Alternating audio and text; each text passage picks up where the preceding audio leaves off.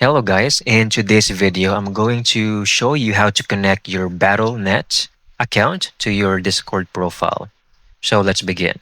Go to this is your homepage. I want you to go over here, click on the user settings or profile settings.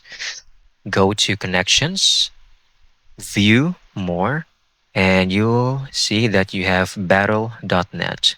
Click on that. It will open a new window that you need to log in or enter your credentials. After that, they will just ask for your confirmation and give authorization to make these changes. Okay.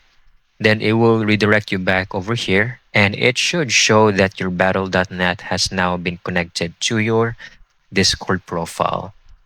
This displays your Blizzard gaming activity on Discord and helps friends connect across platforms. So that's it. I hope you found this video very helpful.